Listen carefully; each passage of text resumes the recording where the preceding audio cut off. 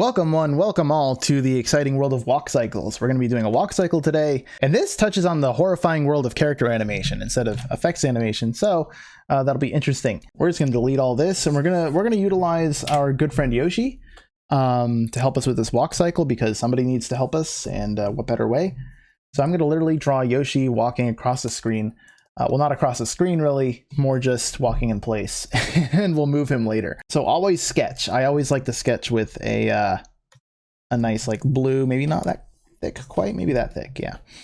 A little semi-transparent blue. And what you want to do first, you want to kind of get the key poses down first, and usually that entails with the legs. So I'm just going to do like a very rough kind of Yoshi here, and you know, just, I mean, this isn't the final drawing, so it doesn't have to be perfect. In a walk cycle, you can do arms at the very end. You can do them while you're doing everything else if you want, but Yoshi's arms are just going to kind of be like that, kind of, sort of. A normal walk cycle, you'd be kind of like, swinging your arms back and forth, you know. But for Yoshi, I think he's going to be like this. And in this animation, he's going to be a little bit more worried looking. He's going to be like looking around and stuff. So we'll get to that as well. But now that we have, this is kind of the first pose you want to look for. This is your contact pose. This is the pose where both feet are on the ground. So now we're going to get to the next pose, which is kind of half of this one. I don't know how else to describe it. That's a terrible way of describing it. But basically you want only one foot on the ground and the other foot passing the other foot. So it's going to make a lot more sense when I actually draw it. Sorry, I even tried to explain it. I'm going to have his head kind of swing upward as he's... It's important to kind of like, don't keep everything else very static. Don't only focus on the legs here, because if you do that, it's just going to look very stiff and ugly, and no one will believe that it's really walking. That's all animation is just tricking people. You're like, hey, this is not real, but look how real it looks. It looks really real. You can see, so basically this front foot is going down, right? So it's going to be on the floor in this next key pose that we're doing here. I'm just going to sketch. I'm not going to add all the details necessarily, but I am going to put this back foot is on the ground. It's being slid under, and this front foot is doing the opposite. It's coming up. So let's draw that. We're going to draw this foot passing by the other one. And, you know, this is just very rough. It's not going to look very pretty right away. But that's what we have right now. So we can just like go back and forth between that, see what it looks like. And that's all we really need, honestly. I'm going to start with anyway. That's like your first two poses.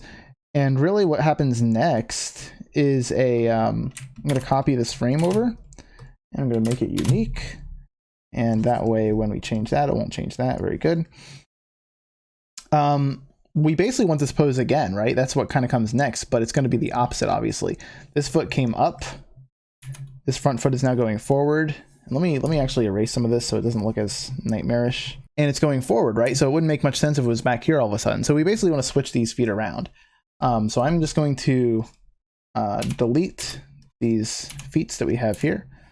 And we're going to basically do the same thing, but we're going to switch the feet around. So now instead of the back foot being in front, the back foot is going to be in back, which, you know, makes a lot of sense, right? Let's do the front foot first. So it's there, it's there, it's there. So we're basically doing this contact pose the same way, and it's in front, so it should be like a little bit further down probably. I'll probably have to adjust like where this shoe actually is. And then this back foot will be actually behind Yoshi. So now it kind of looks like that. And let's make this a little more clear. This is in front. Bada bing.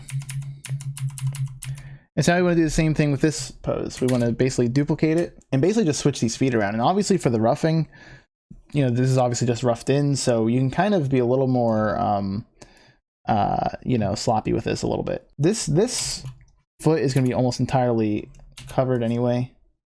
I'll leave that there. His front foot looks something like this, and now his back foot is passing in front again. So there is an extremely rough beginning.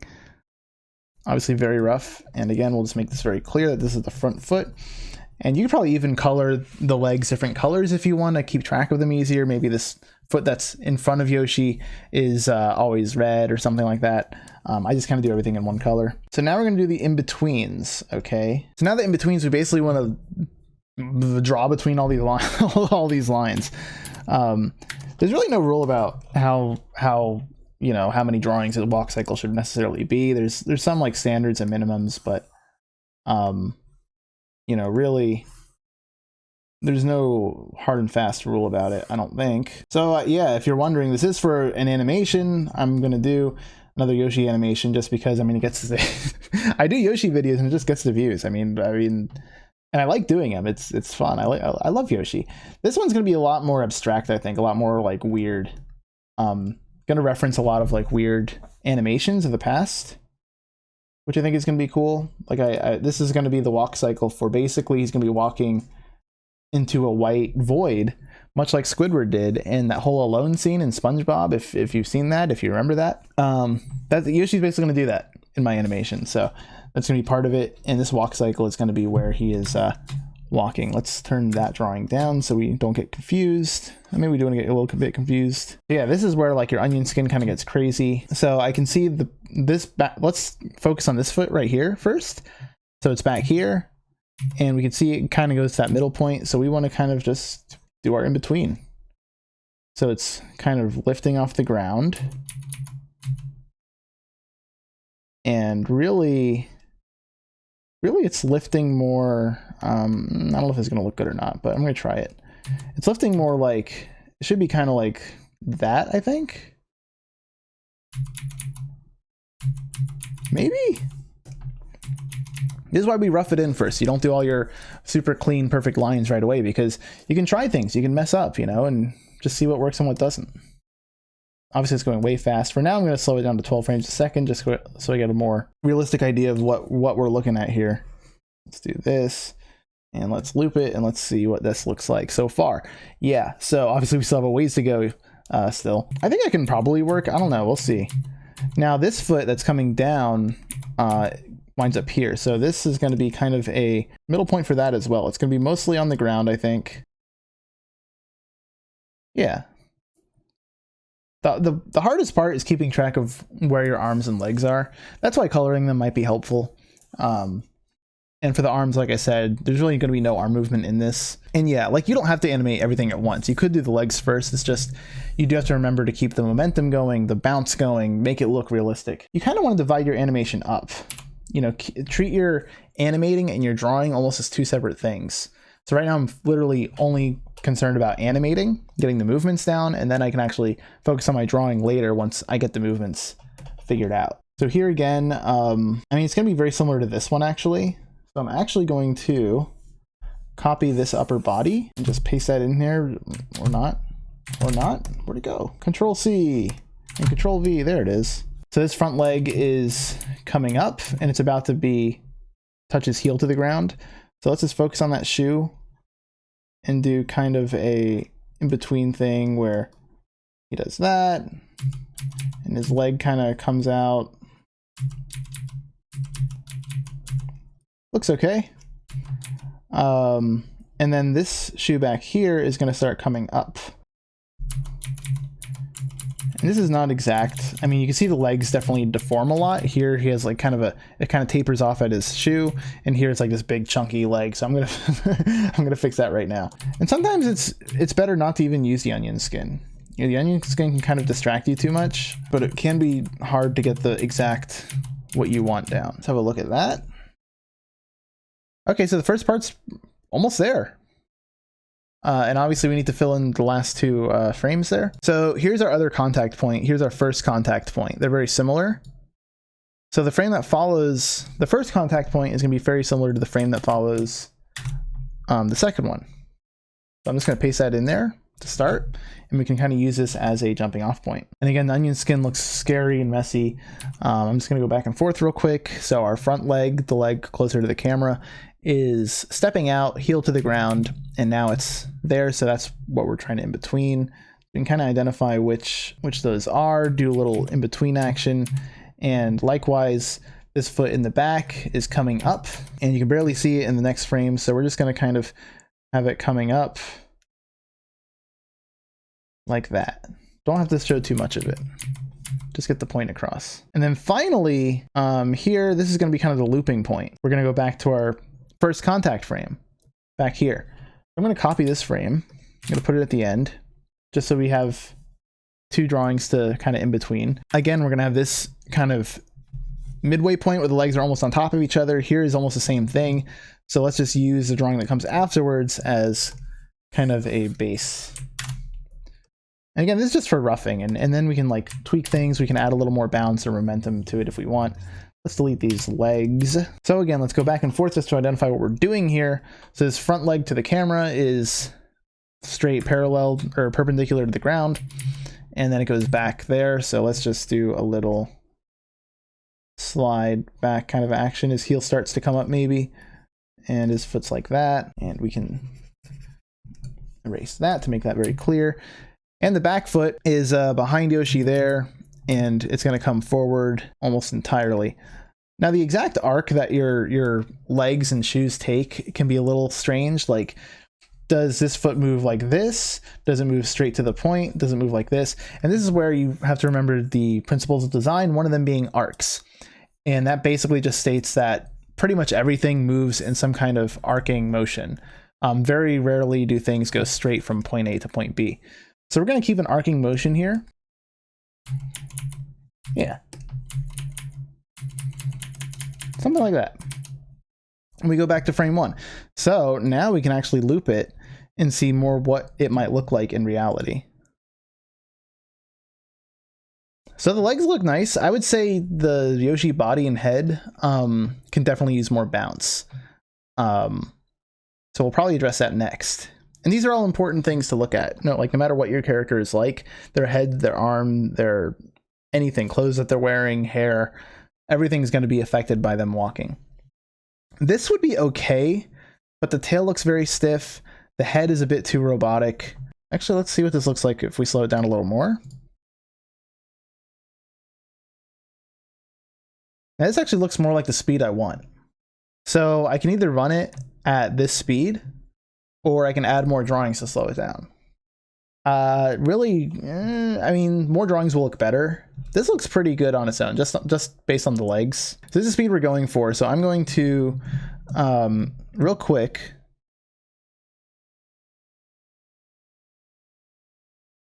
erase all of his tail frames, which is kind of a fancy thing you can do in this program. Okay, so the tail, when it's at this contact position, I feel like, I want it to bounce up and down essentially. And I feel like the contact position, it should be up more. So I'm going to do that. Is that too big for his tail? I don't know. Probably not. Maybe it is. And then here, let's have it, let's get the onion skin there. We're going to have his tail more like that. Maybe that might be too quick of a jump, but we'll see.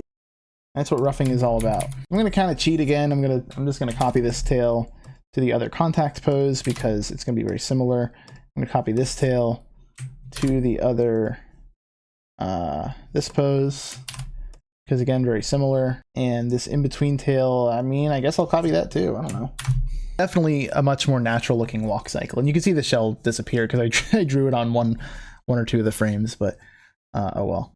Now his head, the thing is, this is like the minimum amount of frames you probably want to do. I will say there probably is a minimum, and it's probably 8. This is 8 frames. You have contact, your key poses are contact, the middle passing pose, your second contact, your second middle passing pose, and then just the in-between parts of all that. One thing you do have to keep in mind too, I know it's a rough drawing, but it should be pretty close. You got to make sure that you keep volumes and sizes and physics consistent. This shoe kind of like balloons up on this pose.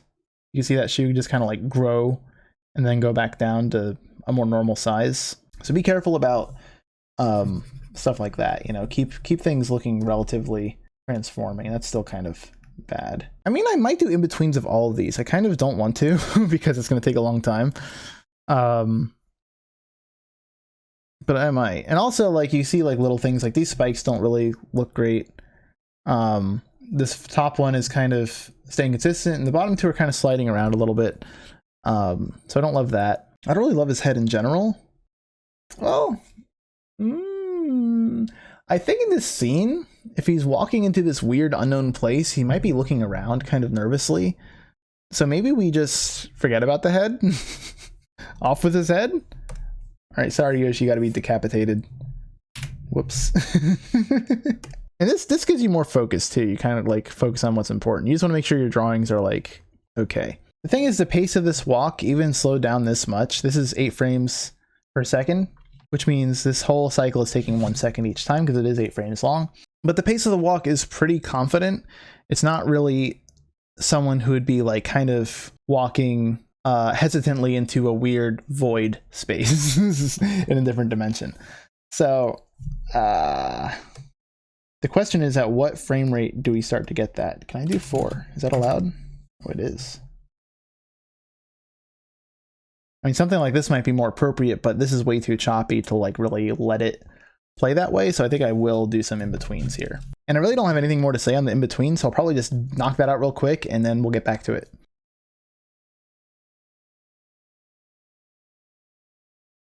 So that really didn't take that long. It was probably like another 5 minutes or so to do all the in-betweens, but I put it back up to 8 frames a second. So this is taking a full 2 seconds now to do this walk cycle, and it looks pretty good. I mean, it's definitely a lot smoother, as you can see, all those in-betweens. So yeah, this is a lot more cautious looking, which is what I want. Like if your scene called for Yoshi to be marching into some kind of, I don't know, berry infested forest and he was super hungry, maybe he would be charging in a lot more confidently. And that pace might have worked that we had before, but for my purposes here, I want something a lot more slow, cautious, and something a lot like this. I'll put it back to 12. Or not. Oh, maybe it can't be playing when you do that. So now we sped it up. This could maybe work. It's definitely very smooth. Might be a little bit too brash still for Yoshi's situation. So this means these frames are all in the ones now, which means they're each 1 frame long. Each frame is 1 frame long. Now you can make that quite a bit. You can draw that out basically without upping the frame rate. Right now it's 12 frames a second, so each of these frames is literally going to be 1/12 of a second. But if I extend these out to the 2s like this, now each frame is going to take half as long. And now this would be 6 frames a second basically. Because each frame is taking 2 frames a second, if that makes sense. I don't know. So this is probably a little too slow, I think. So, I mean, normally all my videos are 24 frames a second. So this tells me that this might be something good to do on the 3s, which will get us to our 8 frames a second speed that we had before. Yep. So if I do it at 24 frames a second, which I probably will, because that's where I do all my videos at, this is kind of the timing I think we're looking at, is 3 frames for each picture. Now I do want to rough in the head as well. I don't want to just say, okay, you know, that's good enough, let's start drawing. I want to get more or less the whole shebang in there. The arms I'm not too worried about because I think it's literally going to be maybe 1 or maybe a few just drawings, and I'll just move them around depending on the frame it's on. And I think I'll rough in the head. We could do it on this.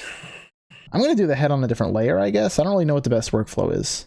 So this doesn't really have much to do with the walk cycle, so I might just brush ahead here. I'm going to basically be doing Yoshi's head frame by frame, just match it up to the body, and try to follow the momentum of the tail. Basically, if the tail's up, I want the head to be further down. If the tail's down, I want the head to be further up. Just to kind of have that counterbalance, still have the momentum. He's going to be looking around. I think first he's probably going to be looking this way, and then maybe after I'll do another cycle where he's looking the other way. We'll see what happens. That's why we use this blue line roughing thing where we don't really care about how ugly it looks, because we're just throwing stuff at the wall, seeing what sticks. So yeah, I'll probably cut ahead to where we have the head. Cut ahead to the head, where the head's done. Okay, so this is basically what we're at right now. As you can see, I put the head in, kind of have him like looking around and turning from side to side and trying to like lean up the momentum of the walk with where his head might be. The head is really not as many drawings as the legs are. Basically like this first head drawing and this is the same drawing, I just moved it slightly. So I think each one is only 3 new drawings that go kind of back and forth. And that might be how I handle the final animation as well. I'm not quite sure yet. I might just draw every frame. because that's, you know, supposed to look nicer. And as for the head turn, again with the arcs, you know, I don't want his head to go, I don't want his head to his nose. If you focus on his nose, I don't want that to go this way in a straight line, even though that is where it's going to wind up. I want it to use an arc because arcs are cool. Arc is what makes animation look good, honestly. Like it really does. So never go straight from point A to point B. Always take the roundabout way. So here he kind of dips his head down and brings it back up to that point. And then same thing for this, looking this way. Is not as many drawings as it looks. I just nudged a few around. Again, not super perfect. The eyes and everything are kind of changing shape. And then I just took that same head turn and reversed it to go back the other way. So pretty simple. And in the final animation, I don't think he's going to really turn back the other way. He might, I'm not sure. But he's just me like looking around, kind of unsure of where he's at. This is a scary new place. And that's why context is so important when you're animating. Like you don't want to just do a walk cycle because your character's walking and that's as far as you think. You got to think about how are they walking? What are they doing? What's the situation? And in this, it's a very tentative, cautious kind of walk. So that is what we have here. So what I'll probably do is I'll probably knock this out, actually draw it for real, put the color in and show you what that's going to look like. I'm not going to record that, I don't think, because it's going to be kind of boring. You know, this covers the movement part. This is the movement. Once you get this down, you can actually put your line art on top of it, your actual real final artwork. So I think that's how it's going to go. So I'll see you soon. Ta-da! Through the power of magic and you know, internet editing and all that, we now have the line art for this Yoshi walking cycle. So you can see kind of the differences. So first of all, I'll explain kind of what I did, but I want to go through the whole thing real quick. So this sweeping head motion, really the neck should be animating along with it. And that might be something that I add in still. I probably will, just because it looks kind of weird how the head swivels so much without the body really responding to that at all. Obviously you can see through him, it's not colored in, so to differentiate the back foot and the back arm that's behind the body, I've kind of made it a different outline color. So I actually broke it down into lots of different parts. So we'll start with the head, since that's kind of what we started with before. If you remember in the sketch, I drew lots of drawings and then just kind of tweaked them a little bit. There's literally only 2 drawings here for him looking this way and him looking that way, just because it's such subtle movements, and really, like, animating takes so long. You kind of have to pick and choose your battles. Like, the more drawings you do, the better it's going to look in general, but it's also going to take a million years. Is the problem. So you need to figure out what shortcuts are worth taking. And I thought this was just worth taking. So we have one drawing for the head that just kind of transforms. And then we still have this kind of swooping arc thing going on as he looks the other way. And again, one drawing that is just rotated slightly. So that's all the head is. And these line drawings, of course, I haven't polished up yet. I haven't cleaned them up. So you'll see a few little lines that are going over other lines and stuff like that. But we'll get to that. So I did the legs next pretty much. And I mostly I stayed very close to the sketch. And I did all these all in different layers, partly because it just gives you more control of the drawing. So you'll see here, I have the body here, the foot. B I just put for back. You could also put L for left and R for right like a normal person, but I put B for back and F for front. So yeah, you see the foot F here is the front foot. That's this.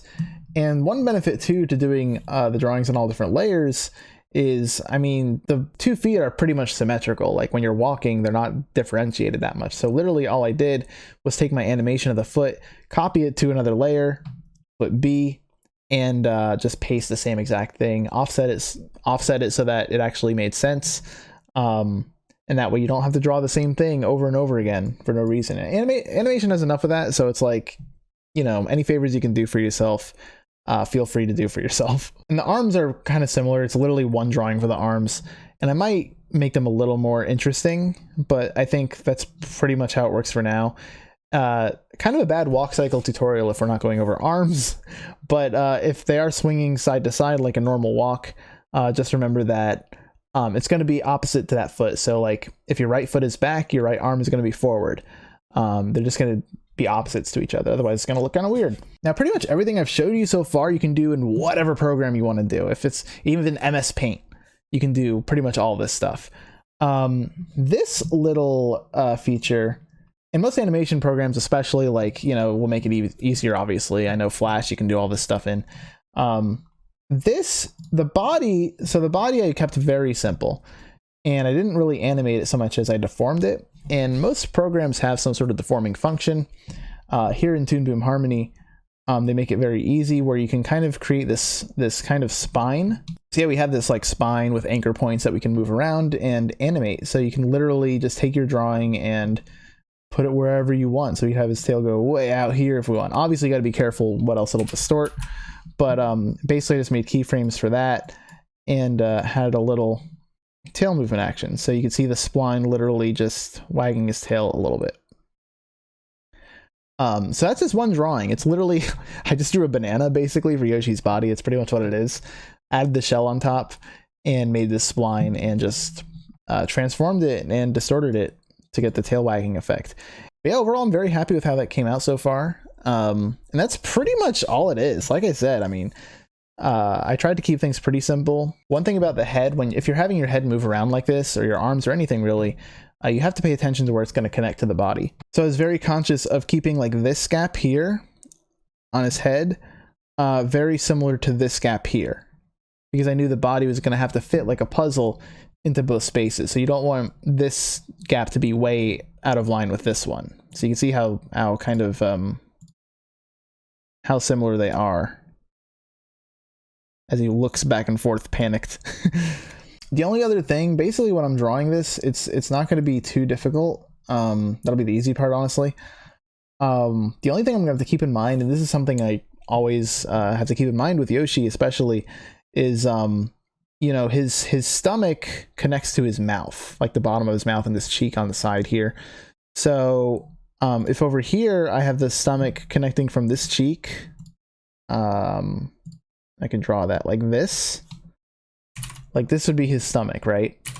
But that drawing is not going to work here because that's going to look like that. So now I have to connect it from here. So I will have to make a few different drawings for this body. And luckily in Harmony, at least, it's very non-destructive, even though I have all this crazy deformations happening, which I've broke already. But if I wanted to change his body's drawing at all, maybe like a sick tattoo or something, you know, maybe he has like a heart here.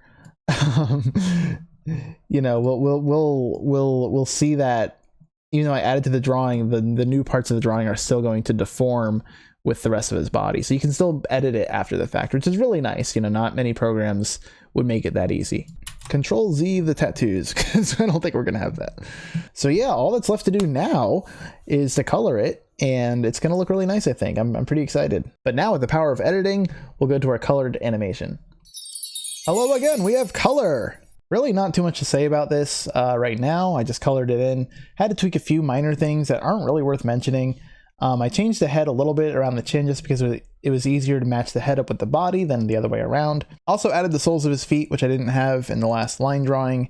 And that is about it. I mean, everything else lined up pretty well. One thing I have been kind of looking at is how this cheek kind of shrinks. I might change that. It's a pretty easy fix. And I didn't wind up moving the neck at all to support his head. I think it works well enough as it is, just for a simple drawing. I'm not going to spend, you know, 20 years on this. Or am I? If you have any questions about this or suggestions, I'm still pretty new to this program, so if I did something suboptimally, let me know. Or if you have any questions, I'd be happy to answer them. You'll be seeing this in a video coming to a YouTube channel near you. Just a hint, it's the one you're watching now. Ooh, what a hint.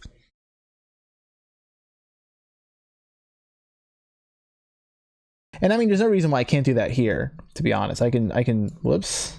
Oh, maybe I can. Ooh, maybe I can't do that. Ooh. Ooh.